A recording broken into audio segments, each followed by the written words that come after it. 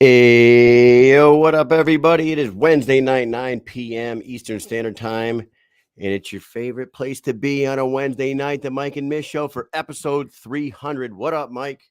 What is up, everybody? We are here, episode 300. Whew, I cannot believe we are at episode 300 already. I feel like it was just yesterday that we started this on our phones like a couple of dorks with our friends watching. You know what I'm saying? Dude, started in my garage on an iPhone with some plug-in headphones. My first guest ever was Shoney Carter, and it wasn't even this show. I just tried something new. Shoney gave me some time, and then the next thing you know, we started the Mission Accomplished podcast. It morphed into the Mike and Mish Show, and now 300 episodes later, we have one of the most stacked lineups that we've ever had. We have an absolute legend in the combat sports game. Tito Ortiz is coming on, the Huntington Beach bad boy himself, followed by the guy who has basically given us the platform to do this entire show because we cover the BKFC. We cover bare knuckle. We got David Feldman coming on for the third time. We can't wait to talk to him. He's got so much stuff coming up. And then probably the biggest in size guest that we've ever had on our show. Yes. Back for Most I don't know likely. how many times. Big Ben Rothwell will be coming on to drop in. He wanted to come on, say what's up for the 300 show. But this show is stacked. Mike, why don't we go right into the sponsors and then get the show on the road? What do you say? Let's do it. Let's do it. Of course, guys, our first sponsor is Bucked Up. You got to get over to buckedup.com. Try out their supplements. Their pre-workouts are the best. Proteins are delicious. Sugar-free energy drinks. Workout apparel's super comfortable. Use the promo code Mike and Mish 20 and get 20% off your total purchase. And you will thank me later. I love the supplements. I use them every day. I'm in the gym like a madman. And I stand wholeheartedly behind our sponsor there, Bucked Up. There you go. Hey now, Dynamic Life, sexual health, weight loss, and anti-aging. Retake control of your life by reaching optimal health. Visit www.livedynamic.com. It's the only online platform where you can become a patient in under 20 seconds. 20. Also, check out their Instagram page at Live Dynamic. That's LIV Dynamic on Instagram. Boom. And last but not least, we got the Rasha.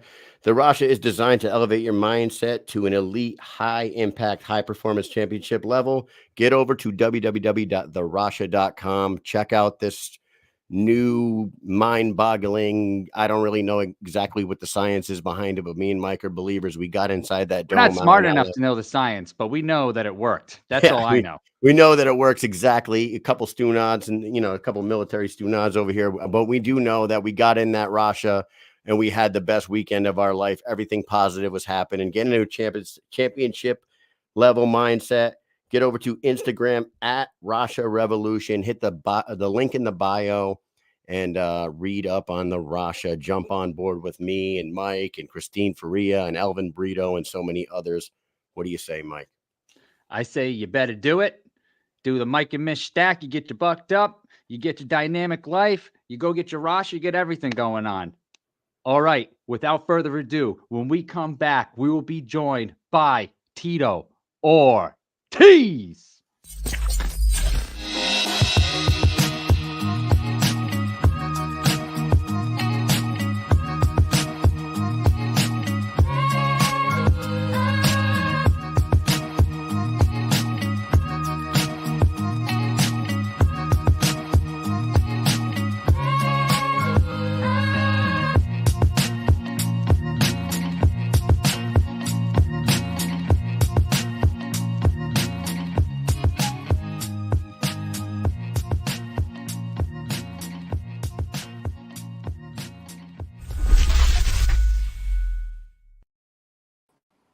There he is. There he is. Welcome to the show, Tito Ortiz. Thank you so much for giving me some of your time, giving us some of your time on our 300th episode tonight. Welcome to the Mike and Mish Show.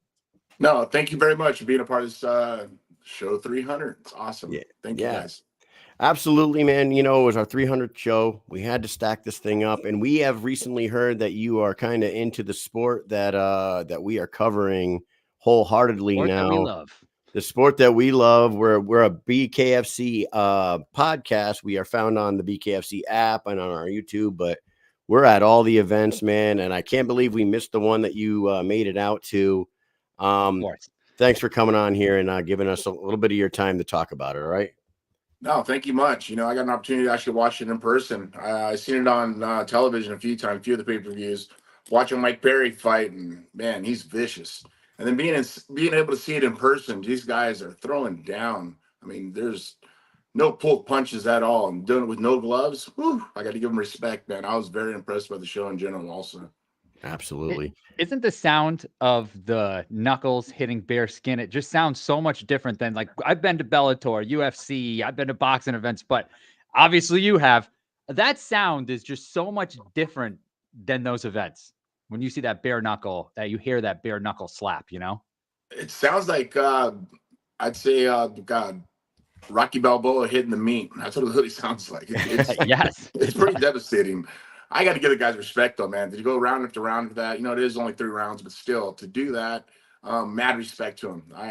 I couldn't catch myself doing that. And of course, coming from a wrestling background myself, you know, wrestling was always something that well, I had an advantage over a lot of people because of my wrestling. But then as I learned my jiu-jitsu and kickboxing and boxing, it just forte of doing mixed martial arts, man. That's what I love to do. We got to talk a little bit about that before we go back into our sport here, man. You're a kind of a renaissance man. Everyone knows who the Huntington Beach Bad Boy is, but you are a UFC Hall of Famer, pioneer of the sport. But you're also you've been on reality TV shows. You own a restaurant now. What is it? You have a new fishing show, I believe. You got a new fishing show coming out. Yeah, Tito Ortiz versus sea monsters. So I'm trying to go around the world catching the biggest species of that fish in saltwater. It's kind of a spinoff of Dwayne Wade's River Monsters. So it's called Sea Monsters. Tito Ortiz versus Sea Monsters, and actually you can watch that on We the Studios app on any Apple store. You can buy it, download it, and it's only $17.76. That's $17.76 for the year. There's 3 different shows that are on there also. My wife has one of the shows called Kitchen Fights, where she brings the family back together to the kitchen table, take away the cell phones, and kind of bring the family unity back together. Another one of the shows, Raising the Reynolds. One of my friends, Reynolds, is actually father of 3 girls and 1 boy, kind of giving them the family unity back together. They go and build a chicken coop. Then another one of my friends, Aunt, and a few other influencers have a show called Influencers, just about what's going on in public life right now. Kind of, you know, showing people the truth, you know, and this platform that we're using, it's a non-woke platform. You know, we're not going to have any sex stuff on there, no foul language. It's for the family. It's about bringing the family unity back together with moral and values that this country needs right now. I caught how much the price is, $17.76. I like that. That's nice. And that's $17.76. Yes. I love it. Very good number. It's crazy, man. Hey, you know, I found out that so we got in touch with you through a friend of our show his name's Big Ben Vanaski. The guy's a maniac, hugest fan of the BKFC possible. But he's from Cape Coral, Florida. And, you know, my parents live down in Cape Coral, Florida. So I come down there sometimes. And I did not know that you had a restaurant in Cape Coral, Florida, because I guess just me not knowing, I always assumed you were still out in California, but you're down in Florida now. Why? What's the move to Florida for? Well, we were going to make the move in 2020. I kind of seen what was going on around the world, seeing what's going on here in the United States. So my children at the time were only 12 years old, and I see what's going on in the schools. They're indoctrinating my kids in California. The crime was going through the roof. The homeless encampment started surrounding Orange County, getting into Huntington Beach. And it's always been a problem, but it just got worse and worse and worse. Gavin Newsom is not doing a great job as being a governor. It just got worse. I was on city council in Huntington Beach in 2020. I lasted about 7 months. They attacked me nonstop. They were just ruining my name. You know, it was just the propaganda pitched against me was something I knew I couldn't deal with. So I had to find a different place for my family. I want to raise my kids in a great environment, you know. And here in Florida was something I had my eye on. I knew I was going to move to Florida, but I wasn't sure where I was going to go. You know, Governor DeSantis is doing an amazing job of keeping this non-woke agenda here in the schools. sticking strictly to the curriculum as they should be. Schools are supposed to be teaching that to the kids. Um, as being a parent, as being parents, you need to raise your children the right way when it comes to being home, being a family unity, a nuclear family. And Florida was the pick. So me and my wife looked on the East Coast of Florida. It wasn't really somewhere we wanted to be. I came here for Hurricane Ian to come help one of my friends who lives here, and he gave me a call before the hurricane. I told him the hurricane's coming right at him. Said no, it's supposed to go up to Tampa, and I go no. Look on the windy map that we use for fishing. I go look how the wind's pushing straight east, right at you. He goes, holy shit, Tito, you're correct. Well, hurricane sat over Cape Coral, Fort Myers for over 12 hours. The destruction here was just unfathomable. I couldn't even like imagine being a part of that storm. But when I got here, when it was over on Saturday, I got here Sunday morning, flew into Miami. We stopped off at a gas station, got about 400 gallons of fuel in 5-gallon drums, drove it up to Cape Coral, and we started working. I worked here for 2 weeks. Working with the community, raised a bunch of money. We bought generators, we bought tarps. We're doing fuel runs every other day from Miami and back, 400 gallons every other day to refuel the fuel. Wow. On Matt Shea Island, Pine Island, Northern Captiva. Saw the community come together like I never seen before. And it wasn't people begging for stuff. People were like, how do we work together? How do we come together as a community to help? And I love that. So I was here for about a week and a half, helping do as much as I possibly could. Ran into Sheriff Carmine, which is the sheriff here in Lee County, and on Fort Myers Beach. And he goes, Tito, man, is it possible you come down to the sheriff's office and kind of talk to the guys and stuff? You know, the morale's a little low right now. And I said, of course. Went there, talked to all the guys. They're really happy, took pictures and everything. He goes, hey, come check out this room. It's our AI room. They have like 200 televisions on the wall. There's a camera in every classroom in Lee County. There's a camera in every streetlight in Lee County. And there's 2 officers in every school in Lee County. Well, for my kids, there's checkpoints. Safety, safety, safety. The school's non-woke agenda here in Florida, safety for my kids. Crime here. Of course, every state has crime, but here is very minimal because the officers are allowed to do their job. The sheriff here in Lee County, the police here in Cape Coral PD do a phenomenal job. So the safetiness that I wanted for my children to raise them in a great environment was here in Cape Coral. Me and my wife got married on 11/11/22. We sold our house on 11/18. We moved everything out on 11/19. We hopped on a red-eye flight and got here on 11/20, and I haven't left yet. And this is home. Wow. Safe to say, I think you made a good move. I think you made a good move. Of my life. And you got married on Veterans Day, by the way. Yes, and we did that for that reason also. My wife, yeah. she's actually been with the USO and a few other agencies to go help out the veterans. She's been to Iraq, I believe, 5 times. She's been to Djibouti once. She's been to Germany a couple times. I've been to Iraq 6 times myself from 2005, 2011. I'm a huge supporter of our soldiers and all of our veterans, of course. I'm an American, man. I'm a patriot. I love my country, and I love what they do for us unselfishly, giving their time, giving their lives. And a lot of them come back with no help. And it really hurts me because this country, we should be about our veterans. We should be about the safety of this country. And right now is the most traumatic times and at the same time, the most toxic times of this country. And I hope that a lot of people wake up and understand what we have to lose. And our freedoms and our faith and our families should be our number one. I saw that you recently were baptized as well, right? Yes. 49 years later, I've gone to a lot of different churches.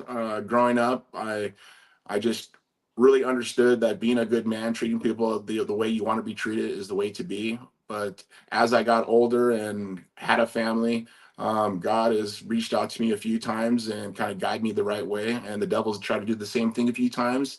And come to realize at the end of the day I always prayed for help when I was weak. And I always was very thankful when I was strong and I was successful. But at the end of the day, I got to pray to Jesus, pray to God to give me what I have today. Because if it wasn't for that, I wouldn't have everything I have. I'm an honest man. I have an honest living. I live how I'm happy every night because I can put my head on the pillow knowing that I'm doing something good each and every day. That's awesome, man. You definitely have a lot of support and a lot of followers. That love that about you, and the amount of people that I've heard that you're just a stand up guy and like so down to earth when you get to talk to you. You know what I mean? Like we actually get an opportunity to have a conversation with you, which is kind of crazy. But yeah, man, you stand on your morals and you definitely live a pretty squared away life for sure. And Mike and I are veterans, and we knew that you support veterans like that, so we thank Yes, you for sir. the support No, of thank us. you guys for your service, man. I appreciate it very, very much. That's cool, man. I wish I would have seen you on one of those USO tours, but I was overseas in 03, 04, 8, 9, and 12, 13, and those were none of the years that you just mentioned. Yeah, from 2005 to 2011, I went from the Kuwait border all the way to the Turkish border, visited about 15, been about 19 FOBs each time I went. And it was just, I met some amazing men and women. Got to see a lot of them come back. Almost every single one of them that I've actually seen throughout the times that I visit a lot of the bases here in the United States. You know, I've been to Walter Reed or Bethesda each time prior of going there. And the first time I did it was in 2005, and I went to Bethesda and Walter Reed and seen the guys coming back. And one of the biggest things was IEDs that were guys getting hit by, Yeah. and they're laying in bed and legs missing, arm missing, half their lungs missing, and they're like, I can't wait till I get better so I can go back and help my brothers out. I'm like, that is very respectable. I remember going to lunch and my host at the time, she's like, "Do you want to eat with us?" And I couldn't eat. I was in shock because I didn't know what I was getting myself into. But at the end of the day, going there, I was very safe. Things weren't too bad. There's a couple of fobs that we visited that there was red flags, you guys say, where you can't go anywhere at all, kind of locked down. A couple incomings a few times, but at the same time, I felt safe. You know, I was around some good individuals, a few of the special op guys that kind of protected me, and I felt comfortable. So that's why I continue to do it for the next 6 years. That is awesome. That is great, man. And when we're overseas and these tours come through, you have no idea how much that means to the troops, man. Like It's fantastic. when we were overseas, like I did get to meet like Larry Fitzgerald and a bunch of NFL players and some NBA basketball players, and like the whole cast of Spartacus came Yeah, over that was and cool. The visited us. cast That of was very Spartacus cool. was That awesome. was cool. I got to meet Kurt Schilling. Like being a New England guy, bloody sock, 2004 World Series, like that. Seeing him come over there and just like shake hands and take pictures with everybody, like it really brought the morale up. It does do a lot. You I guys, even saw the Dallas Cowboys cheerleaders there. It was okay. It was okay. But I mean, I think it was cool at that time because I mean I was like at the height of my career, and I got to go there, and sometimes I talked to 3,000 guys and girls, or it was 15 in a little small special ops area. But just to bring them at that hour we talked, or 2 hours we talked, or 3 hours sometimes, they felt like they were home. And I talked about Yep. teamwork. I talked about, working hard, make sure you have a good team around you, always checking your six, like just things that I've done through my career to prepare me to be a world champion. Were fans of watching me through my career, but to be there and hear my voice and hear the things that I've gone through life to get me where I am in my life right now. And at that time, they were thankful. And there was a few colonels and captains that came up to me going, "Tito, thank you so much for being here. This hour, this 2 hour you've been here and taking the time to do every photo, do every autograph.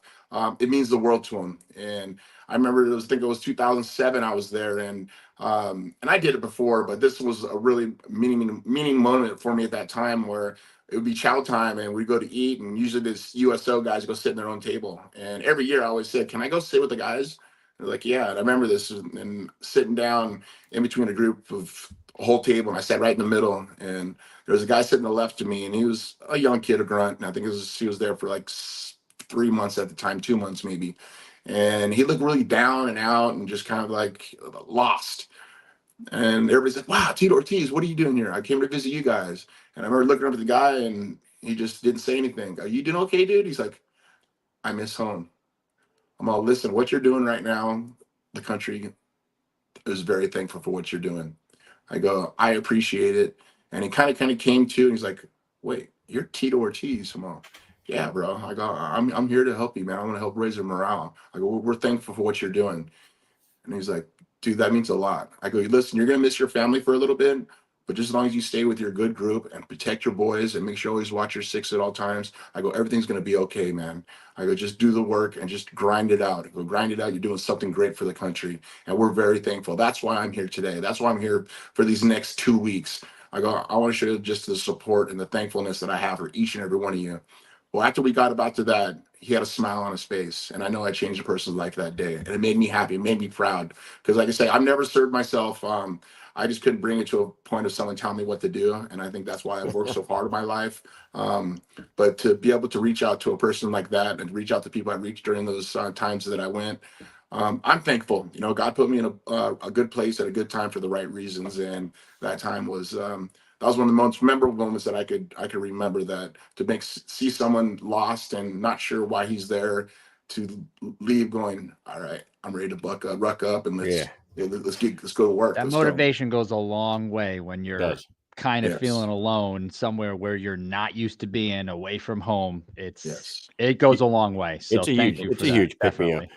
It's a huge pick me up just to be able to, like, when not even people visiting over there, the fact that we get to watch the events free on AFN. Yes. Yeah. Mike and I were the two morons up at 3 o'clock in the morning in the Yes, we were. dark in like a building watching, because everyone else is sleeping because of the time change. All the UFC pay-per-views would be on at like 10 o'clock back home, but 3 o'clock, 3:30, 4 o'clock. And me and him would have like a 13, 19-inch little TV sitting there in the dark watching that, because they were always free on AFN. And that was enough.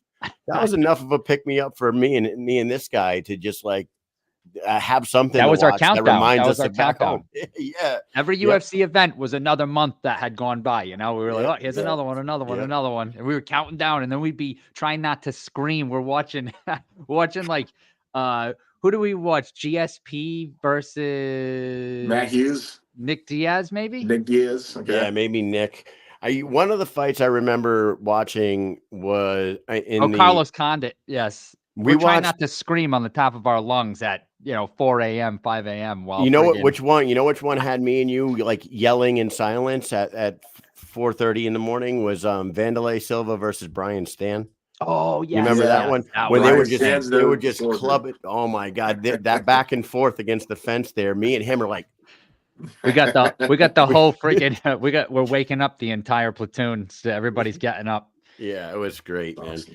Yeah, that is so cool that you do that shit. I mean, I love that, and we appreciate you for thinking about us as well. We do have to talk we want to talk some fighting with you. The BKFC is entering their 6th year right now, Tito, and they're in their 6th year, and they're bigger than anybody had really thought that they were going to be at this point. You were there, like we said in the beginning of this conversation. You are a pioneer. You were there at the beginning. And you fought in 3 different decades of the growth of the UFC and Bellator and everything. Do you see some similarities in what is going on right now with the BKFC from what you saw yourself back in the day at the beginning of MMA?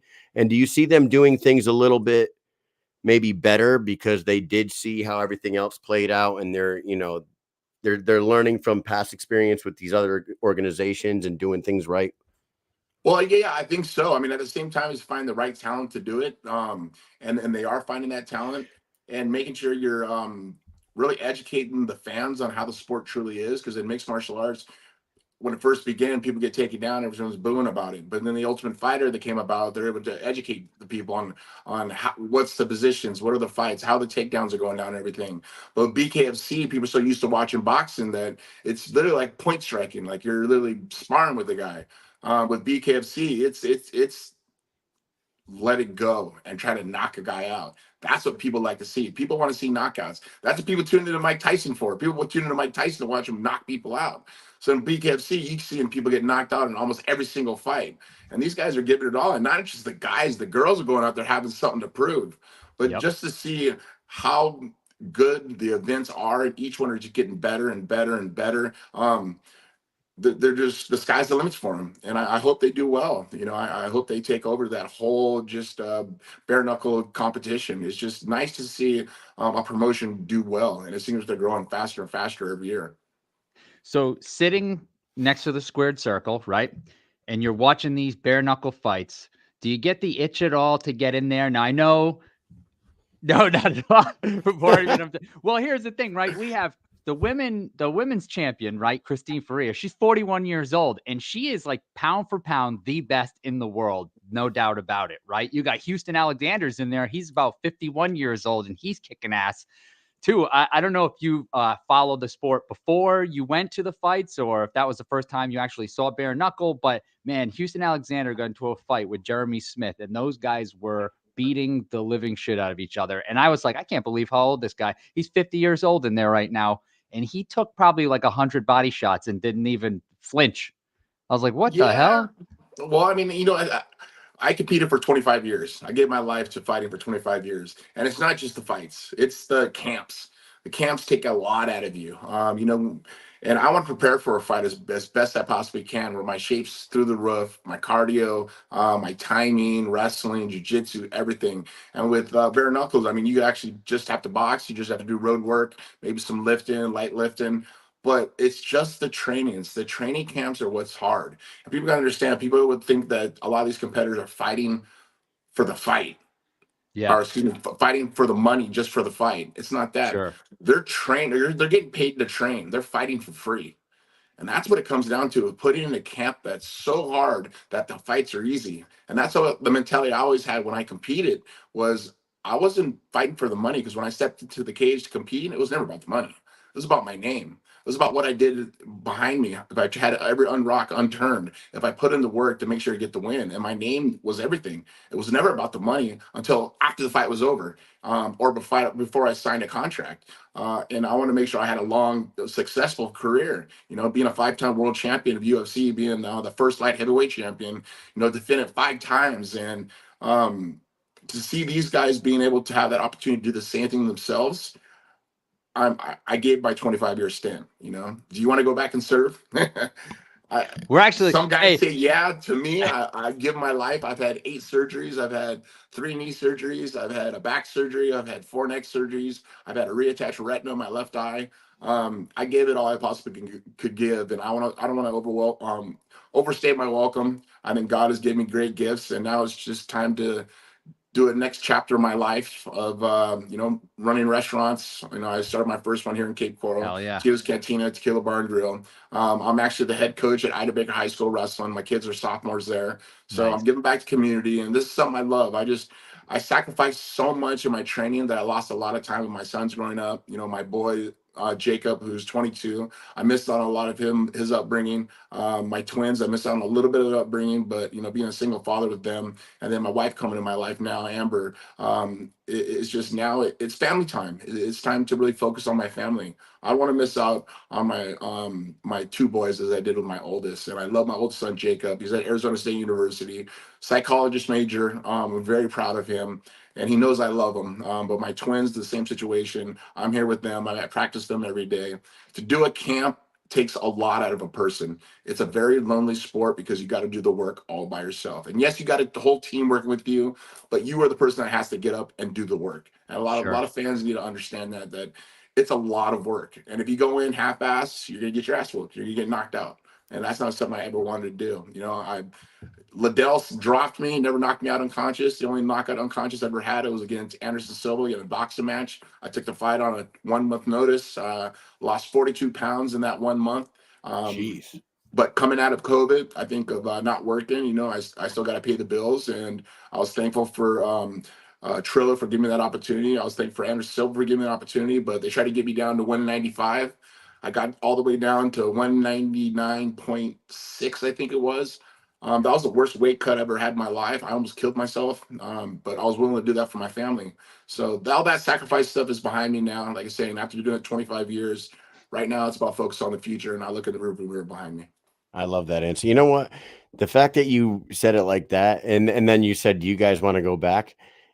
I am 23 years in the military right now. Yep. I am waiting for the right opportunity outside of the military for me to drop my retirement letter See, right now, Tito. I'm telling you, I feel the same way as you.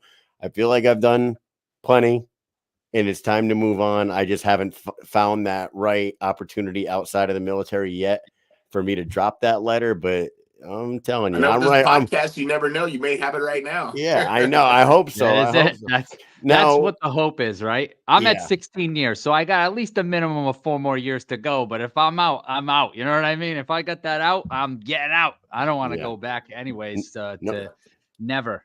nope, Definitely nope, not. nope. The reentry. Now, before we wrap up with you, I do want to ask you something. Years ago, you used to manage Chris Cyborg. Chris Cyborg. Yes, Chris sir. Cyborg. Recently, Christine Faria, the BKFC 125-pound champion, walks around at about 145, 150. She's threw a few names out there that she would like to fight in the squared circle in the BKFC. Christine Justino Cyborg being the number one name on her list. And Chris from back in the, I don't know if you still talk to her. I don't know if you guys are still in touch with each other. Do you think that she would ever take the gloves off and step into the squared circle and try to fight maybe Christine Faria for a Queen of Violence belt? Maybe. Let me tell you, man, Chris Cyborg is a monster. If that girl puts her mind to one thing and she goes for it, she usually wins. She's vicious. She punches hard. I think so. If the money's right for her, and like I say, and people say, you should never talk about the money. Well, we got to take care of our families, And Chris Cyborg had an opportunity to do that. If the money's right, I think she would. I really think she would. She loves boxing. She likes to strike. She's always been a striker. I think that would be an awesome fight for her. Wow, that's something to talk about. Hell yeah. Now, we talked about it about a year ago. She was on this show. She named 3 people. She named Chris Cyborg, Amanda Serrano, and Heather Hardy. They did end up booking the Heather Hardy fight, but Heather had medical issues going on, too many concussions, I think it was, and her doctor said you shouldn't. Retired. She hung up the gloves and the reps because the doctors told her not to. So that one went away. Maybe one day we'll get that Christine Faria versus Chris Cyborg fight. Yeah, right. You never know. Keep talking. She's always willing to fight. I know she had a boxing match earlier this year too and won by knockout. So fingers crossed. She's a beast. And if you ask me, I even though she lost to Amanda Nunes, I still think she's the GOAT. She's the best MMA fighter of all time, female. Yeah, that was in my opinion. Just got away from managing her, and I stopped training with her, and there was just other stuff on the outside that was kind of pushing back and forth. I had to step away, and I felt like I stepped away a little too soon because we could have beat her. Just striking with Amanda at that time, Amanda's sharpness with her punches and her positioning was just a little better. And Chris is a very emotional fighter, and I think she got too emotional with it and just trying to kill Amanda. And you can't do this. This is a point thing. And I made the same problem when I fought Anderson Silva. I tried to kill him, and you're going to kill somebody who has technique like that. Absolutely, man. Hey, thank you so much for coming on here, Tito. Yes. My mom and dad are going back to Florida. They're snowbirds. So right now they're leaving Connecticut pretty soon. They're going back to Cape Coral, and I'm going to tell them to get their butts over to Tito's Cantina and have a meal over there and see the legend himself while they're at it, right? Yep, I'm working there every night besides Sunday and Mondays are my day off. I go to church on Sunday, then I have family time. The Mondays I usually go fishing or I just rest, but all the other days I'm there. People come check it out here in Cape Coral. It's on Cape Coral Parkway. Tito's Cantina, Tequila Bar Grill. Of course, on social media, you can follow me, Tito IG on Instagram, Twitter, Tito Ortiz, Facebook, Tito Ortiz. All my fans, I appreciate your support. New fans, it's about our country right now. We got to fight for it. It's important. God bless. Thank you so much, Tito. And hopefully we run into you again sometime down the road. Mike, you got anything else for Tito Ortiz? Yes, thank you so much for coming on. As Kyle said, you are welcome back anytime, and hopefully we run into you at the next event down at the Hollywood Hard Rock. So everybody else, you guys come to my restaurant, man. First drinks on me. I got you guys. 100% going there. You will see us. I promise you that. Everybody else, stay tuned. When we come back, we'll be joined by David Feldman. Thanks, Tito. Thank you, Tito. Thank you.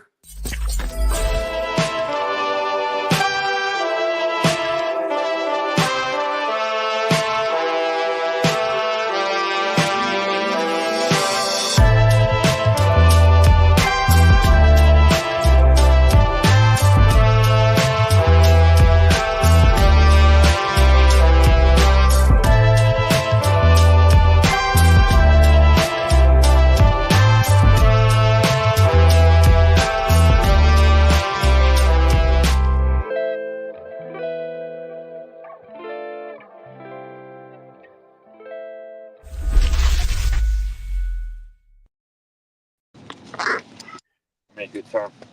Hello. He is there, I promise everybody. The president of the BKFC, David Feldman. Yo, How you doing? What's going on? Can you hear us? Can you hear us? Hold on 1 second, guys. All right. Sure. All right. So he's going to drop out and jump back in. As everyone knows, this is the live show, episode 300. Wouldn't be our show if it wasn't live. Surprise. You know what I'm saying? You know what? I can't wait to talk to David because we have so much to talk to him about. Oh but my Tito God. Ortiz, that is a stand-up guy, dude. I really, we've been watching him since we were pretty much high schoolers. You know what I mean? He made his debut in 1997. You know what I mean? 1997, and he fought all the way to 2019, I think. And then he boxed 2020 against, or 2021 against Anderson Silva. The dude fought for 25 freaking years. I know. That's absolutely insane. Absolutely insane.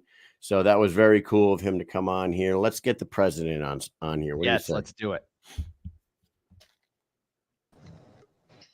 David? Sorry, guys, man. I went through a bad area. What's going on? Tito, hey, welcome back. What a hell of a guy that guy is, huh, man? What a nice guy, humble guy, a badass guy. What a great guy Tito Ortiz is. Oh, man. Absolute legend. Absolute legend. Definitely a pioneer of of MMA, and that was very cool. He's a big fan of the sport, so we got to chat that up a little bit with him. You know, I had to throw that. You know how he used to manage Chris Cyborg. I had to throw that in there, see if we can pull her in. You know. We'll see what happens. We'll see what happens when she fights. She's fighting that girl Pacheco, right? Yeah, Pacheco. Yep, she is in for PFL. So we'll see what goes on after that. But hey, welcome back to the show. Our 300th episode. This is the third time we had you on. The last two times we had you on, it was the last episode of 2021 and the last episode of 2022 and 2023. Yep. We got you a little early this year. It's it's September. Happy 300th, guys, man. Thank you very much. Always. Hey, without your sport, we wouldn't be doing this right now. So we got to get right into things. We don't want to keep you all night. First things first, a lot of people are watching the show and asking the same questions. If you can clarify maybe a little more into the DAZN deal for those subscribers out there for the BKFC app and, what they need to look forward to as far as the app versus DAZN goes. Yeah, the app's really not changing at all. I mean, we're going to probably steal 2 fights from the app this year, and then next year we're not taking any. It's just an additional 12 fights that we're doing with DAZN. Everything else remains on the app.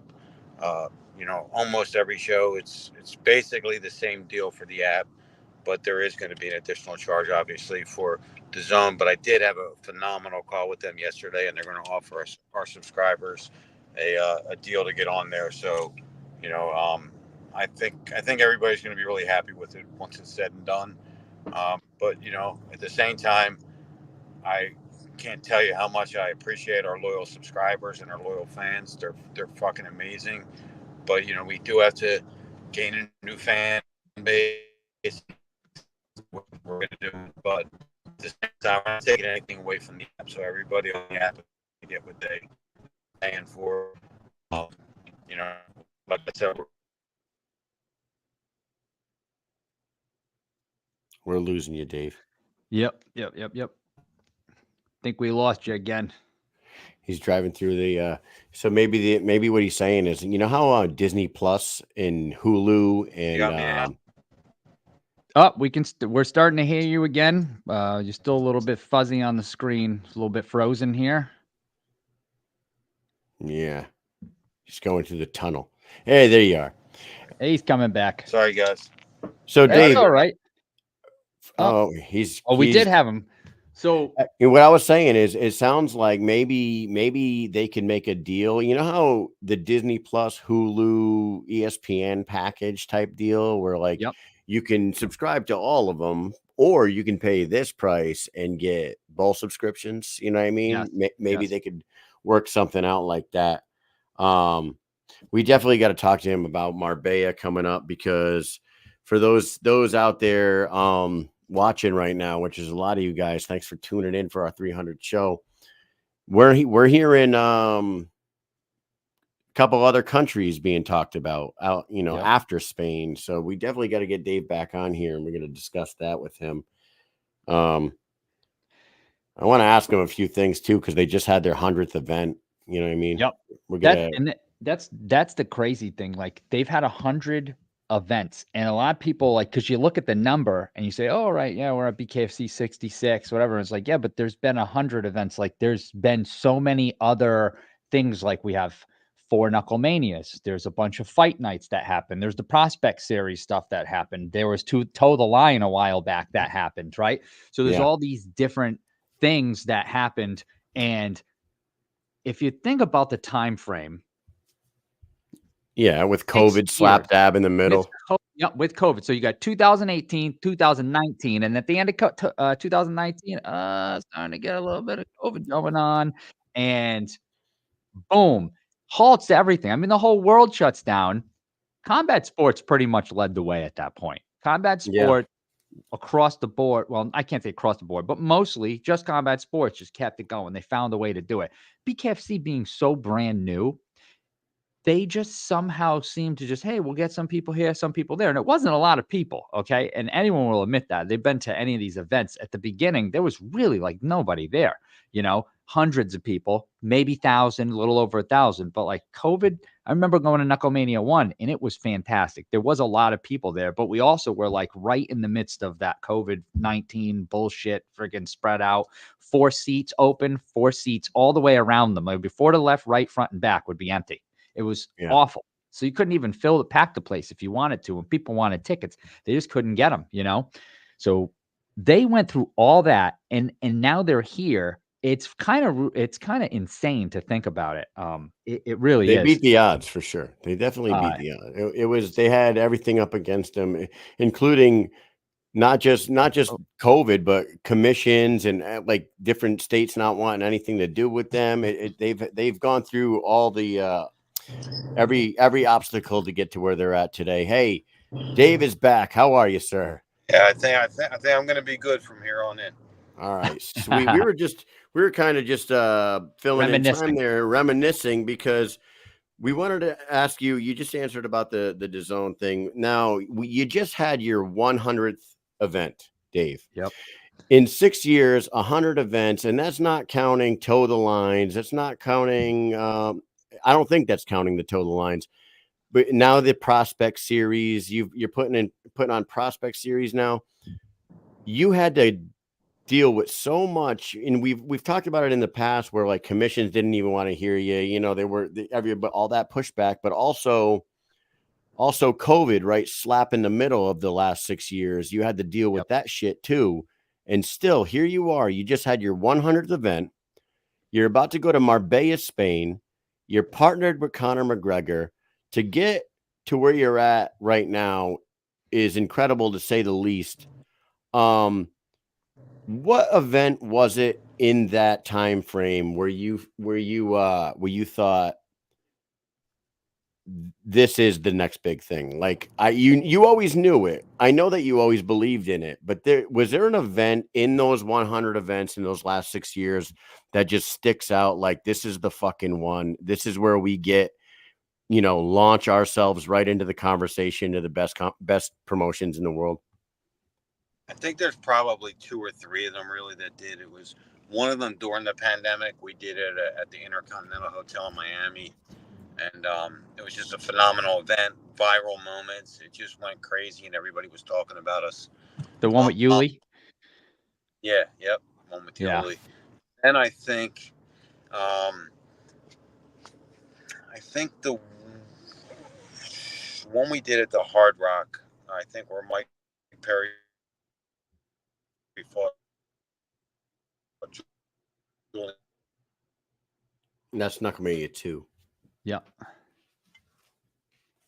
And Lane as well. But then the real big turning point, BKFC 41.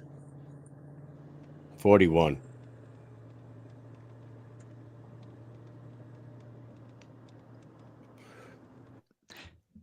You know, that Philly, Yeah. that I don't know where he's at. I'm just gonna blame it on Philly reception. You know what I'm saying? Yeah. Dave, are you still there? Damn. We have so much we want to ask him too. That's the one. I'll agree with him on that one. BKFC 41. 41's got to BKFC be 41 was the one that I remember being like, dude, this is the craziest time ever. Like from the start of it, where we walked, you were like, hey, I'm upstairs right now. Chael, so we found out Chael Sonnen's going to be there. Holy shit. We go upstairs. We're talking to Chael Sonnen. Austin Trout is there with Cyrus up in the booth. You know what I mean? They're commentating. We're walking down the stairs. There's a 7-second knockout. We're like, holy shit, there's a 7-second knockout. So that was like the time where, like, Dave, we heard you talk about, the first one in the Intercontinental Hotel. And then also you mentioned BKFC 41, and that's where you cut out. Yeah, 41, I think, was the one that really turned for us. I mean, it's the one that introduced us to Conor McGregor. It's was our largest crowd. It was just everybody was talking about us. It was a phenomenal night for us. I think that's the one that really turned us into where I can say we started really becoming, a legitimate contender in combat sports, and that was a very, very mainstream event. So that's probably the one. And then, there's just, I mean, these Hard Rock events are unbelievable. We're now selling them out easily with just homegrown talent. It's just really everything has changed, and it's just phenomenal right now, man. It really is. It's mind-boggling what you've been pulling off. Sturgis was awesome too. Sturgis was fantastic. Sturgis was a good time. But I agree, BKFC 41, as a fan and somebody who covers this sport, that was the moment where that entire night before the fights themselves, everybody was there. Chael Sonnen was commentating. The whole thing was insane. And I remember just thinking after that, like, I cannot believe. Oh, and you gave the speech beforehand. The speech was crazy. People still talk about it. I saw Serge talking about that speech last night on the Weekly Bust. Like that entire event, after parties, everything. I was like, that event, I think, changed my entire life and it changed the sport. Like it was insane. It was the best, in my opinion. It was unbelievable, man. I actually, the reason why I'm driving, I just came back from really huge meetings in New York City. Just some unbelievable stuff. Like I sat at the table today and I'm like, you guys are talking to me about this? Like, really? Like, this is unbelievable. And they're like, Dave, man, you're like one of the top 3 combat sports promotions in the world right now. And I'm like, man, that's just unbelievable to hear. I mean, I know all the work we put in. I know everything that we're doing. But even if we're not the top 3, but to even be mentioned by somebody as saying we're one of the top 3 combat sports promotions in the world right now, I mean, it's unbelievable. We came from nowhere, from nothing, man. I started with $100,000, and we turned this thing into a valuation of $350 million right now. It's freaking Wild. insane. Isn't that wild to put in the words? Like just to say the words must freaking, take you back a little bit. Congratulations on all that. I can't wait to hear what the news is that coming out of New York, where you just came from. You got Marbella coming up, bullfighting arena, outdoor arena, big concerts, 3 title fights. But we're hearing that Marbella is just the start of possibly a few other countries in the, maybe in the next year or so. Maybe we heard Italy, Ireland, other podcasts are talking about it. Are any of these rumors any truth to them? Is it possibly that Italy's next or Ireland's next? Yeah, I mean, for sure, absolutely. We're definitely doing Italy this year. We're definitely doing Ireland this year. We're probably almost 100% doing Australia this year. Oh, not this year. When I say this year, I'm talking 2025, not this year. Yes. None of these are Sure. all 2025. We're doing some more stuff in South America, and I actually have a big meeting with someone that's running combat sports in a bunch of different countries in Africa that we're talking to on Monday. Just going everywhere, man. It's just a matter of, can we find the right partner in that territory? Right territories. We're just this thing. And for I don't watch it that war with Russia and Ukraine stops. Obviously, for Ukraine, it's the Russia. It's hard. We're doing Russia.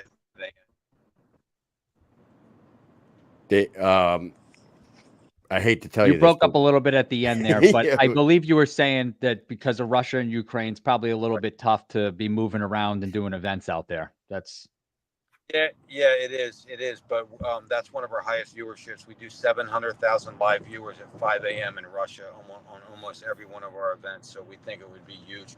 Hey, listen, guys, I got an unbelievable event that is about to be signed off on. It's a Middle East event early next year.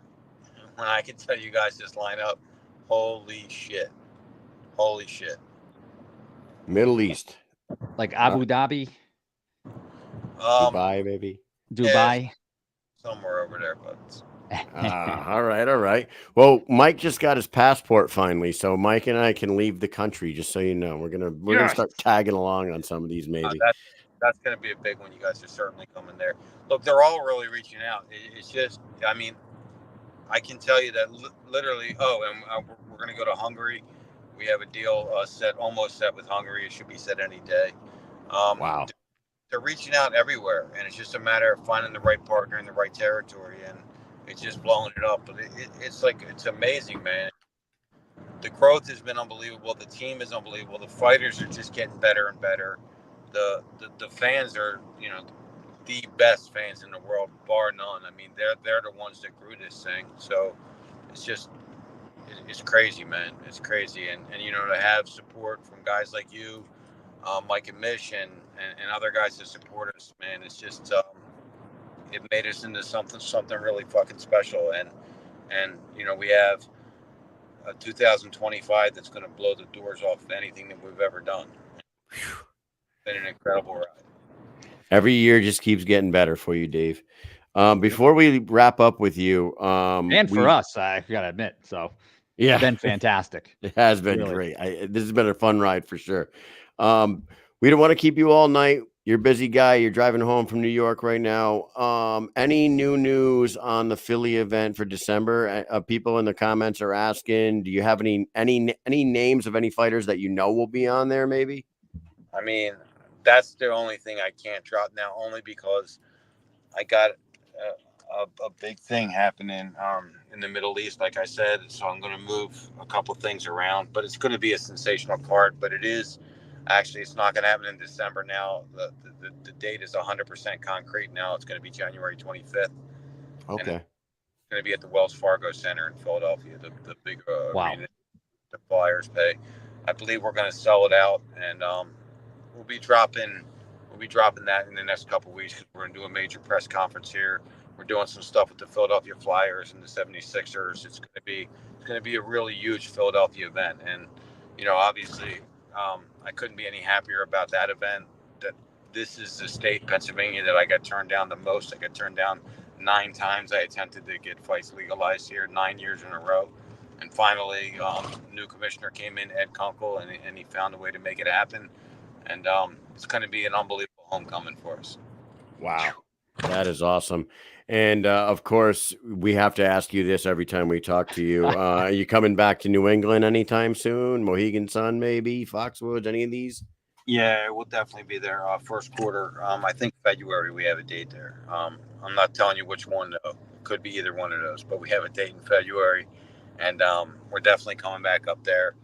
We're also should be in Massachusetts really soon as well, in Boston. But yeah, man, that's gonna be a great market for us. We're looking to open up 2 or 3 new huge marquee states as well in early 2025, and we're also just signed off today actually on a reality show that when I can tell you guys who's going to be starring in the reality show, it's really unbelievable. It's going to be unbelievable. These guys that are going to lead it for us. So many great things are happening, and I'm just thankful to be as successful as we've been able to be and push through all the hard times. And you know, when we didn't have money at times and we had to go out and borrow money. And, you know, some people don't know, but we were paying, at some point, we were paying 38% interest on money just to put on a fight. We didn't have enough money on a Wednesday that we had to fight on a Friday, and we had to borrow the money, and we found it. And you know, we paved the way, and we've been able to make it so far to where we are. And it's just been unbelievably incredible and gratifying for all the hard work we put in to be surrounded by all these great people. Nice. Incredible, Dave. Thank you for coming on. Hey, thanks for giving us something to talk about for 300 episodes, because Yes.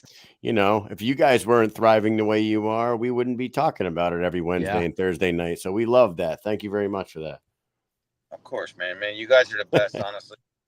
Like I said, the fans are the best, and it's just phenomenal to be here where we are. And I come on anytime with you guys. You guys are our biggest supporters. And, you know, again, man, I know you guys got a lot of our fans listening right now, man. I love you guys, and I really do. Because without you guys, we wouldn't be shit. And I appreciate all your support going through the good times and the bad times with us, man. And I take my hat off to everybody that's involved here. So thank you guys very much.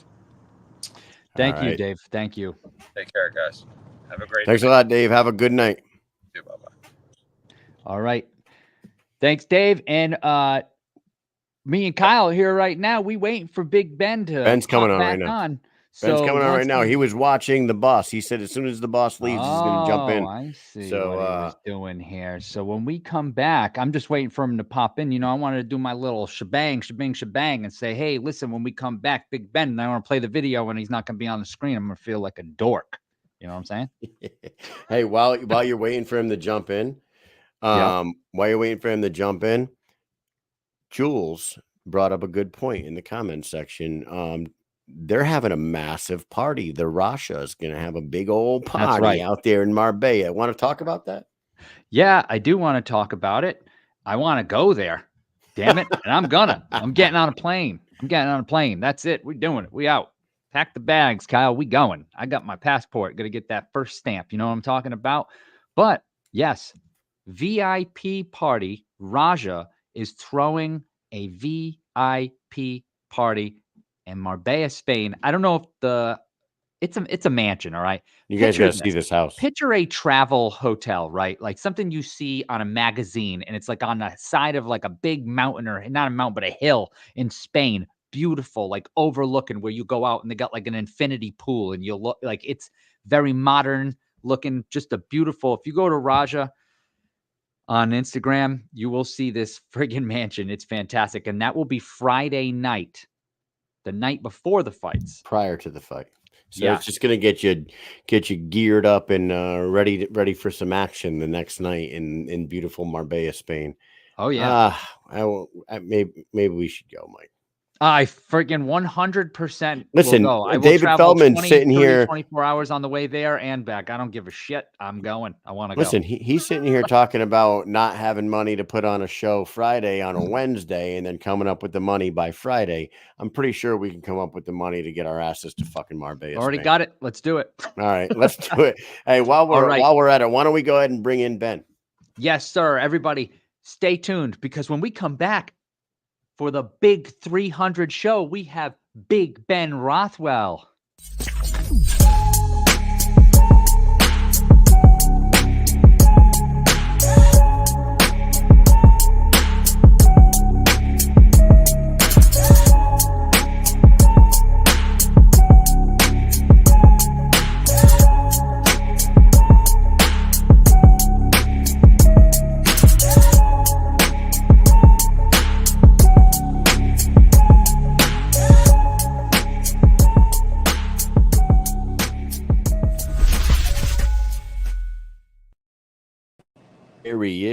There he is. You look at you, Ben. You and Mike wearing matching shirts like a couple of freaking goons.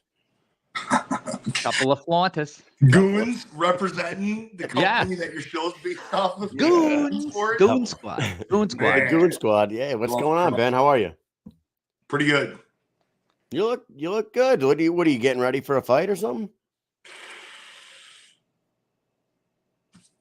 From the head of the brass, I can't say too much except for it sounds like a title fight's in the horizon. So A title fight. So Yeah. it could be two things. Let's see. It could be a super heavyweight championship inaugural fight against Brock Lesnar, or or a heavyweight or title a fight. heavyweight title fight against Mick Terrell. I don't know which one, but those are my two guesses.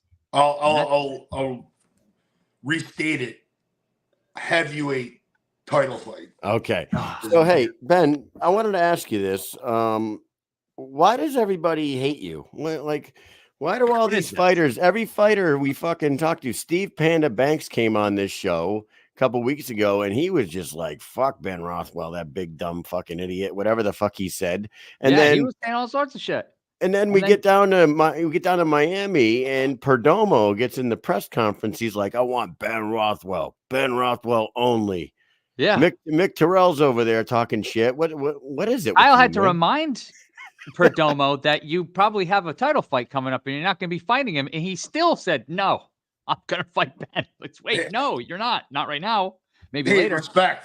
Thanks for following. Keep saying my name. I'm glad he wants a piece, and I'm going to give him the whole thing when the time comes. But we got somebody else in line, and Steve Banks, the guy's got bigger tits than my wife. Like, he needs to shut the fuck up, right? Jesus. And Perdomo, you can't be happy about that. Listen, man, if you let me fight those 5 guys that you got to fight, Steve Banks included, I'm maxing out BKFC's medical policy, okay? Like, those guys aren't getting up and walking away. So that young man has a lot to learn once he gets in here with some of the real competition. Like, he hasn't faced any yet. He just doesn't know what he doesn't know. I'm not saying he's not talented and can't throw hard, but he hasn't been hit by me. So until then, we will anyway. 100% agree with everything you just said there. The level of competition has not been that great for Perdomo yet, but have you been impressed at all with what you've seen out of that kid? Oh, it's excitement though. Listen, I don't think a guy can hate me, blatant, whatever. Anybody on the roster that goes out and throws everything they got and makes David Feldman stand up and go, holy shit. Like, I'm in. Like, I'm in. I'm your fan too. Because it's it, man. I wear this stuff with pride, dude. I'm just absolutely amazed with the growth and where we're headed. And just heard Dave just break down, like, the journey is incredible. Man, and it's really cool to hear that BKFC 41, my second fight, which happened to be a barn burner, fucking throwdown heavyweight fight with, Copeland, was that I got to be a part of that. I got to be a part of that magical night, and I'm looking forward to being a part of the next biggest thing they got coming with, because I really, really feel like, man, I really got something to show the fans. So Dave wants people to go out and let it all on the line. Like, that's it, man. I'm like, I got a few fights left in me, and I really, really want to show what my hands can do. And I'm not afraid to get hit. And man, I love hitting people. So, you know what? He just said about a lot of things. He talked about fights in the Middle East in the beginning of next year. He talked about Italy and in Ireland coming up. You got to imagine, like, that's got to make you feel a certain type of way, knowing that the heavyweight title resides across the pond. So it could very well be you landing on one of those massive cards in the first quarter of 2025 for the BKFC. I don't know if they've talked to you about locations or anything like that, but that's got to make a guy like yourself pretty excited, right? I mean, I heard those are all massive, and then we were hearing about December in the hometown, and then he just dropped January 25th.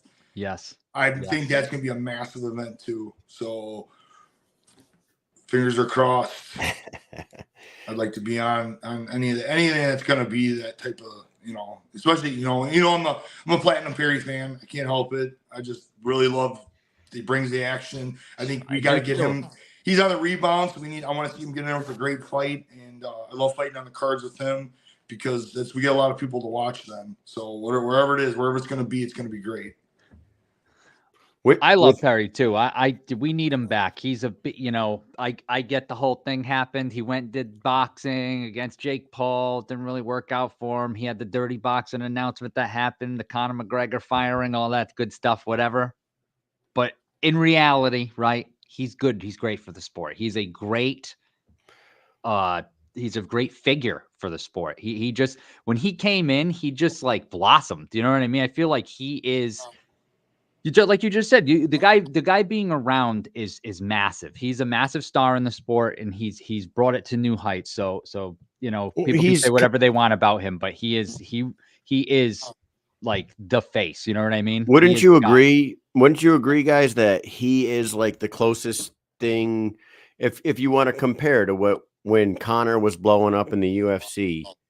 He's their Conor, right? And now Conor's part owner. So Yes, you got two level. of these giant, massive popular figures, fucking button heads at the top. But in reality, the BKFC 41, the event that you just spoke on with Copeland, Mike Perry kind of, they should thank Mike Perry for calling Conor out that night. You know what I mean? Conor was there, and we heard through pretty decent sources that Mike was supposed to call out Cowboy Cerrone that night, and Mike swerved at the last moment. An audible.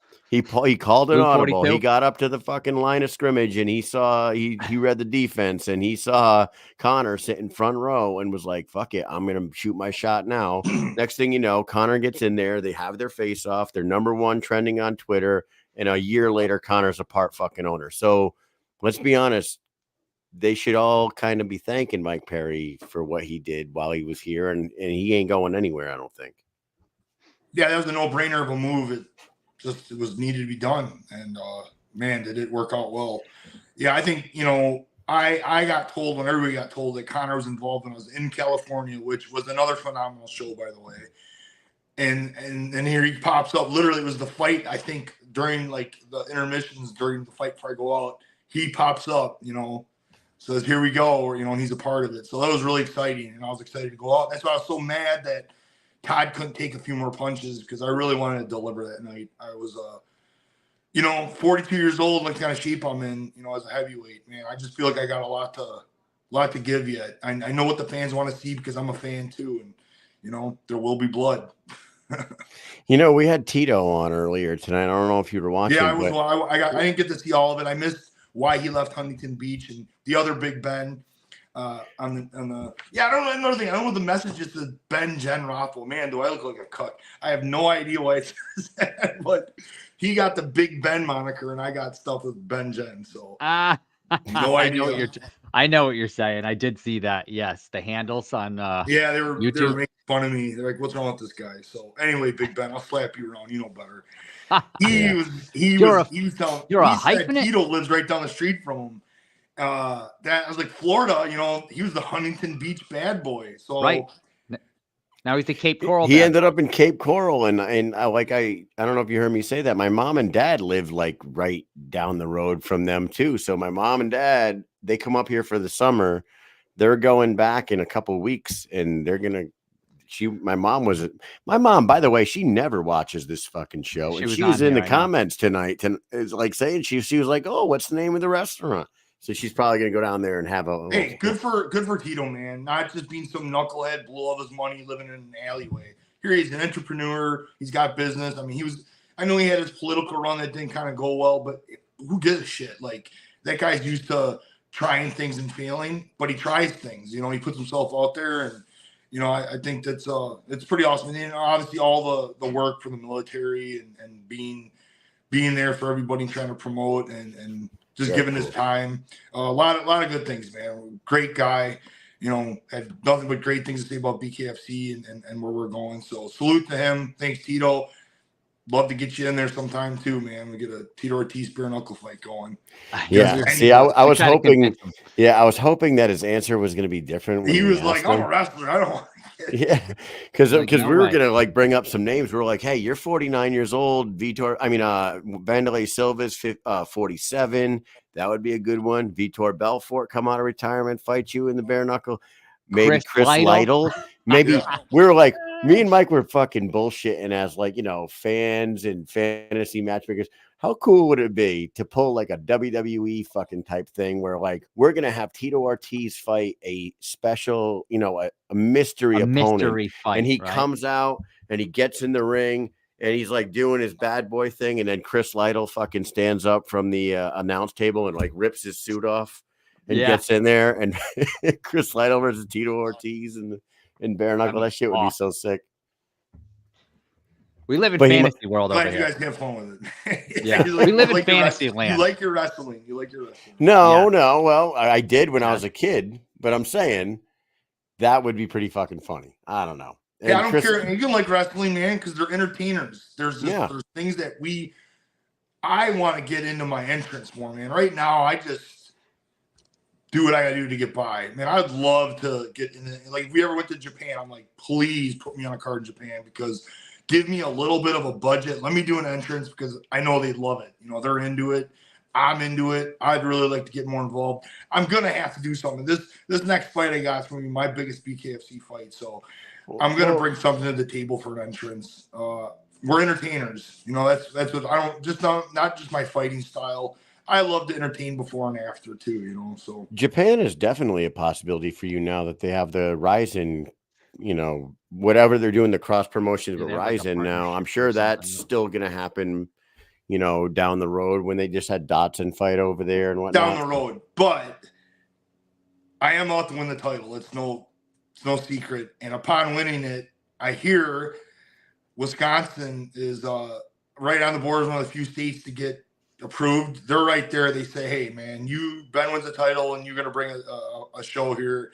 They're like, we'll get it approved. So I got a lot that I'm fighting for, because I would love to bring to sell it to Pfizer, which is our biggest arena in downtown Milwaukee. And I know I can do it. Like, with the support I have around here, you know, 18,000 in Philadelphia is going to be tough to beat, but I think the Pfizer's a little over 20,000. So shit, I'm coming. I'm coming for that title. Wow, you answered the follow-up question before we even got to ask it. I was going to say, do you already have a location in mind? And you just said it right there, the Pfizer in Milwaukee. Shit.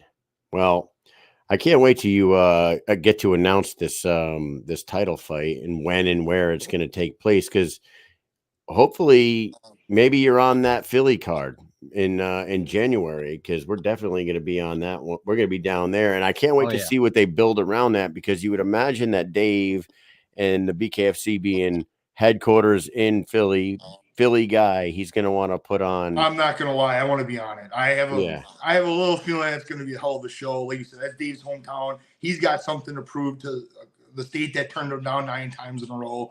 Yep. So I want to go there. I want to be a part of that. I want to blow the Philly crowd away. Right. You gotta imagine Eddie comes back, right? People, right? Yeah, I'm gonna give a crushing knockout. I'm coming. Like, and you gotta imagine Eddie Alvarez makes his return there, because Eddie did have nothing but great things to say about the sport, but sustained the broken orbital when he fought Perry. But by the time January comes around, a year and 15 months have gone by. So his eye's in good shape now, I would imagine. So being in Philly, you got to think Eddie's on there, maybe Perry. Yeah, we'll see, man. I can't wait. Can't wait for that news. You look great, Ben, and we appreciate you coming out here. Is there anything else you want to get off your chest? Congratulations, the 300th show, man. It's fucking awesome, guys. Hell yeah. Thank you. Cheers to that. Yeah, Mike. So I saw you guys advertising the show. You know, I'm like, hey, let me get on there and say congratulations. You know, I'm all about our media. You guys help push the sport and getting it out there. Even as, you know, we got the president making appearances, so it's pretty cool. Congratulations to you guys. You know, continued success on this whole thing, man. What a ride to be on. And I'm hoping to be more, man. I hope we can keep blowing it up and I can get some more fights a year, you know. Get this next one out of the way and then really blow up 2025. Fingers crossed. 2025 is going to be insane. It's going to be awesome. Yes, we actually, Mike and I actually had an opportunity to like get Connor, you know, away from everybody and have a conversation with him. In Sturgis. It was in Sturgis, in the backstage in Sturgis. And he is like so all in on this. And he was like, he's like, we're taking this to the fucking moon, we need to get him out of that contract because we need Platinum Perry versus you know, Conor McGregor. Like, that would freaking huge. That'd be awesome. I know those two fights are just hanging there, you know. Well, I don't know. I don't think it's completely out of the question because he gets interviewed more and more, and it kind of seems like he doesn't like getting messed around with. It sounds like he wants to get those 2 fights out of the way. I don't think it's completely off the table. I know it's a long shot, but man, if that would happen, that would be Perry and Connor in bare knuckle would be massive. It would be massive, and they would be able to sell make that a pay-per-view, and they would be able to sell a ton of fucking pay-per-views on that one too. So it would be huge for the sport once again. Future's bright, Ben. Congratulations on your future title fight. I can't wait to hear the actual news and make it official. And we appreciate you supporting our show because I think this is like the 7th time you've come on the show out of 300 episodes. I like to come on every time we get a fight, so definitely 3 times. And then you guys had me on right when I signed to the BKFC. Mm-hmm. You've had me in there in some of my downtime, like right now. So yeah, hey, love you guys. Appreciate you, brother. And we'll see you soon. All right, Mike, you got anything else for Big Ben? Yes, we love you, Ben. Has been a little while since we saw you. We saw you. We ran into you at the airport. Remember before we left? That's right. That was Sturgis, right? That was Sturgis. We were with Roberto and we were chilling. Remember that lady was sitting next to us. She became our friend for like an hour or two. That was a fun time, man. You know, I had to behave. Definitely, if I would have stayed after the event closed, that would have been nothing but trouble. Man, it was just fun being there. The crowd got into it. I was very fortunate and thankful that I got David brought me out to it. And dude, I don't know, they put me on that corner spot, and I think I was signing and taking autographs the entire show. So it was a very cool event. Yeah, that final picture in the intro to you coming on here, you're with that like older gentleman with the belt. That's the guy who owns Buffalo Chip. Yeah, he's the man. He owns all that. Damn, that guy, that's like a 600-acre piece of land. Like, that's insane. That guy's loaded, man. The frig. That friggin' Sturgis was insane. Absolutely insane. I enjoyed it so much. Can't wait for next year. They're going to have their 85th anniversary there?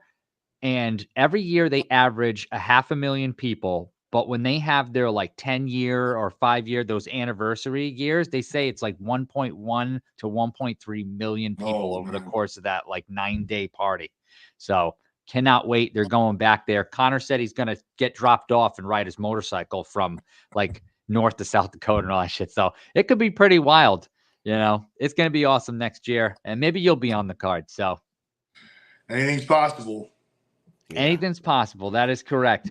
Thank you so much for coming on. 300th episode. You can't have a big show without Big Ben. That's what I'm talking about. Thank you so much. And everybody stay tuned. When we come back, we're just going to shoot the shit for a few minutes before tomorrow. So, hey, take it easy, Ben. We'll see you soon. Thanks guys. Later. Hey, Mike and Mish. It's Big Ben. Here to congratulate you on episode 300. What a great accomplishment. You guys are like the Pat McAfee and Ariel Helwani of all bare knuckle. Greatest show on podcast history, I think.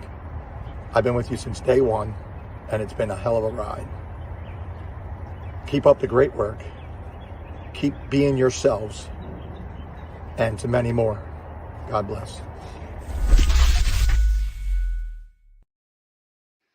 There he is. The other Big Ben. That's Big Ben. Big Ben and Jen and Big Ben and Jen. How about that? Big Ben and Jen. Do you guys know? So they're both Big Ben and Jen, both of them. Mike, do you know what I have done? Probably. Let me see. Probably for at least the last 100 episodes, I sit here and I don't know if you guys ever watch my hands when I'm not like holding my mug or whatever. This is my grandfather. Do you know that? Or it's part of him. I hold this every fucking episode. This old man was like the most important person in the world to me. And I got a little bit of him right here. And every episode I have this fucking thing right in my hand here. And it's a big shout out to my grandfather. And I know that he would be super pumped up to know that this thing didn't fail. You know what I mean? Because he was a worker. He was up before the sunrise every single day, and he was home when the sun went down every single day. He was a farmer, and he worked till he was 92 years old, and he died at 98. And this is him. So shout out to Grandpa Harry. He's been with me for like at least the last 100 episodes. That's awesome, man. That is awesome. So yeah. There he yeah, is. he's there all along. He's there all following me along. through all the trials and tribulations here. So there was a lot of people watching tonight, and I have to say thank you so much to everybody that's watching right now. There is a lot of names. Everybody that's been following us from day one, thank you so much. Everybody that's watching right now, thank you so much. Like, we're just two stew nods. I'm in my basement. Kyle's in stole his wife's office, and now it's his studio. I'm going to make a studio one day. I promise it's going to happen. Man, it's going to happen. I got a lot of things going on, but it's going to happen. But listen, like, we just started this because we were fans of fights. We're fans of combat sports. We're like, we're just going to talk. Kyle started. He's like, I'm just going to write messages to fighters, and whoever answers me, I'm going to wear my wired headphones from my phone, and I'm just going to go like this, sitting on the couch and talk to them. And he did. And here we are, 300 episodes later, and 30 live events we've been to, and we're going to be going international very soon, hopefully for Spain. Dude, and look at this shit. I want to show you. But man, the amount of people we made, the cool people that we've met, the memorabilia that we have, just the videos, just instant. Look at those. Look at those. When we started, we said one day after a few months of doing this, we said, hey, Knuckle Mania 1's coming up. It's going to be awesome. Britton Hart was on the show. Kevin Smith had Lorenzo Hunt. Lorenzo Hunt was on the show. We kind of knew them. John Lee Chalbeck. We're like, hey, it's cheap to get to Orlando. How much can it really be? Let's apply for media credentials, see if we can get them, and then we'll just go freaking balls to the wall. We got okayed to go cover the event. So we said, all right, where are the fighters staying? Let's book a hotel, get the rental car, buy the plane tickets, boom, out of pocket. We just go. And we just kept going. And we did. And that was the first one we were able to scrounge up some money from people to sponsor us to go to that event. Like, we got about sponsorships on the t-shirt and stuff like that. We were doing. I think we got about $800 from some local businesses around here to throw their logos on our t-shirts. Yep. And we paid the rest out of our pocket. And then we did the same thing. On the second event that we did was Birmingham, right? And Birmingham. I went around, dude. I went around down. We made the shirt like $50, $100, like yeah. And I was like, we're going, we're going to do a bunch of interviews if you want to get your, business logo on there. And we were able to get enough money to fucking go to another one. And then, and then we did another one. Then we did another one. And then after a while, we ended up fucking just picking up a bunch of sponsors and just, we just kept going. And here we are, just still going. And we're here to stay. We're not going anywhere. This thing's just going to keep on picking up and getting better. And really, from this point, we've had help from a bunch of people who are viewing. Big Ben has helped us tremendously over the years. Lots of people have helped us. Monica, I didn't want to get into naming names because I know I'm going to miss somebody. Joe Ivy's there's here. So many. Susan Walker, God rest her soul. Like Swervo Cuts, they were our sponsors. We have a lot of people, and I am not going to go. I don't want to keep, because there's so many people. I've already missed 100 names, right? I don't want to keep going. Hey, Mike, you want to make it official? Did we already make it official? But you just brought up Susan Walker's name, and she was a day oneer for us, and she was the absolute best. And we do our annual awards every year. This year, we are going to make the Susan Walker Fan of the Year award. We are. Yes, we are. So I don't know if we ever made that like actually official, but Susan, God rest her soul, she was the fucking best, and she supported us more, just as much as anybody else did. And this year we'll I don't know how we're gonna nominate people, how we're gonna do it yet, but it'll be the first year for the Susan Walker Fan of the Year award. It's fucking awesome, dude. Look at Russ Maxim, Andrew Toppin, Megan Safardi. Yes, Susan Walker. Love her. Love her. Still love her. Think about her often. She will be forever on our show. We are making that Fan of the Year award. So we will pick some nominees, and you guys can vote on who the winner is going to be. Mhm. Yes. So And we'll that'll do it be every year. As long as this show continues, we'll do those awards every year. And this will be the first year for it. But, if you guys don't win it this year, you just got to be a bigger fan next year. You got to get to some of the BKFC events. You got to show up with a cooler full of Gatorade for the fighters and Yes. fucking hand out shit, dude. There's a guy who's going to be nominated in there for sure. And there's the BKFC community and the Mike and Mish, the missionaries. Yes, You guys the are Mike fucking best. missionaries. That's right. You guys are the When fucking you sit best. down and you watch the Mike and Mish show, you are in the missionary position. You get You are in the Mike and missionary position. You know That's what I mean? correct. That's That is correct. right. So hey, we had an opportunity to put on our 300 episode tonight, and we're just going to wrap it up with this. The fact that we got to talk to Tito Ortiz, we got to talk about that just for a minute here, Mike. Yes. We grew up when you and I first started watching MMA. We were watching it, basically stealing it off the black box at my friend Ben's house. I mean, I was at my friend Ben's house because we weren't getting at my house. Yeah. I was watching UFC 1, 2, 3, and we were watching them over there. I was. But 1997 comes around and Tito Ortiz enters the picture. He was the first like real mainstream star that they had. Like, it was when Tito came along that the feud with the Lions Den started, in the feuds with Frank Shamrock and Guy Metzger and fucking and then Ken Shamrock was the head coach of the Lions Den, and he's double birding these guys after he beats them. And Ken gets all fired up. Next thing you know, they're coaching the Ultimate Fighter. It's like that dude. When we say a pioneer, he's in the pioneer wing of the fucking UFC Hall of Fame. Yeah.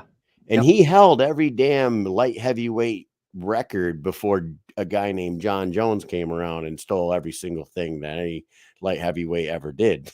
You know what I mean? But before Jones, it was Tito. You know what I mean? And he was on The Apprentice with Trump. Yep. He was a mayor in California. That didn't go all that well for him, but he's the dig in the grave after knocking somebody out. It was like, dude, he had the charisma, and he was the first thing that they really had to be like a big star. And to be able to get him on the show, and shout out to Big Ben, who helped us get that. That's insane to me. Next thing you know, maybe we'll get another pioneer, another legend on here soon, huh? Yeah, maybe we'll try to make that like once a month we got a pioneer on. You know what I'm saying? A legend of the combat sports industry. That would be fantastic. I said I wouldn't get into calling names out and stuff because I feel bad. I miss some people, but you got to do. Let's go, boy. Shout out to the Cali boys, right? Shout out, let's go, boy. As you can see, this light right over my right shoulder, your left, and let's see. I've got this too. Got a little bit of I had a cup on it here, but these coasters, look at these things. These guys are awesome. Sent these to us. Man, there's just so many people that we are thankful for. There's so many people in the industry. You got Anthony Camacho watching right now. There's just so many people that mean a lot to me, mean a lot to Kyle. I can speak for Kyle on this front. Like, we really do love it. Every day we're at work, we're just constantly talking about Bare Knuckle Fighting Championship. Who's doing what, who's saying what we're doing next. How can we make the show better? Where are we going? Whatever. This is 50% of our life, man. We've got really families, houses. We've got a whole fucking career outside of this. And this is like 50% of our life. Like, this is what we do all the time. Absolutely, dude. And I don't plan on stopping. And I think with that said, and shout out to the boss came on. And he did break some news to us. I didn't know if he was going to break some news. The Philly event is no longer in December. It's going to be January 25th. And it's going to be in Wells Fargo. So that's awesome. And then Big Ben did reach out. He wanted to come out here and just say what's up to us because he does support us. And And he didn't drop news, but he did say, he does. There was news. There was news. He said, Read between the lines. I'm not allowed to actually say anything here, but I'm pretty sure I have a title fight for a heavyweight title coming up. So fantastic, dude. Yeah. So shout out to all three of those guys for coming on here and making this night special to us. We will do a show tomorrow night, Mike. Do we have a guest? I don't even know. We're going to do a show. We're not going to do a show. Maybe, maybe not. Maybe we do. Maybe we don't. We do have a show, and we are going to be joined by two guests. First up, Andrew Yates is coming on the show. He's back up in Denver. Denver in October. Won't be able to make it to that card, but we'll be able to get those fighters on this show right here on Wednesday and Thursday nights. So stay tuned for the next month because all those fighters are going to be coming through here. And following him, we have Carl Deaton III, right? He fought for UFC before, a couple of fights. He is fighting, and he's actually fighting a guy that fought, I think it's a guy that fought Jeremy Smith, maybe if I remember correctly. Not positive. I think it was, though. It was the fight where Jeremy Smith came back in the fight where he was losing. I think that's the guy he's fighting, but don't quote me on that. Just look familiar. Is it like to me. Figueroa? Like, is that the name? Figueroa? Yeah, is that the guy that I'm thinking of, or am I getting him mixed up? Because remember when Cheat Code was yelling at Smith in the corner and he came back after losing? Boom. Is that the guy? Yeah, that's him. Yeah, I thought so. Yep. So he is fighting. And no, we will maybe have those not. two guys I don't tomorrow know. night. This kid is came from the tryouts, I think, and he's a fucking stud. He's you're getting a different kid mixed up, I think. But either way, we'll talk about it tomorrow, Mike. We've had a great show tonight, and searches. And we will see you all tomorrow. Before we do that, thank you to Bucked Up for keeping this show going. We'll go to buckedup.com, use promo code Mike and Mish 20. Buy yourself some stuff, get 20% off your total purchase, and then head your ass over to Dynamic Life on Instagram. It's at LIV Dynamic. There's a little link in the bio. You could become a patient at Dynamic Life in just under 20 seconds. Get your weight loss in check, your sexual health, your anti-aging there, and then get over to at Rasha Revolution on Instagram or www.therasha.com and get locked into that championship mindset. And this is like the triple stack, right? It's the Mike and Mish triple stack.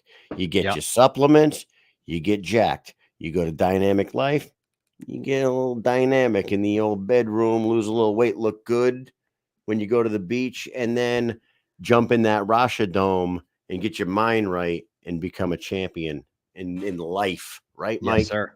Yeah, I did have it messed up. It was not him. That guy actually is 1-0. Figueroa is 1-0. Yeah. The guy that Smith fought was Leo Valdavia. So yeah, different guys. Figueroa won on one of the Prospect Series events out in Denver and was impressive. So that's going to be a good one. Mm-hmm. But great show, Mike.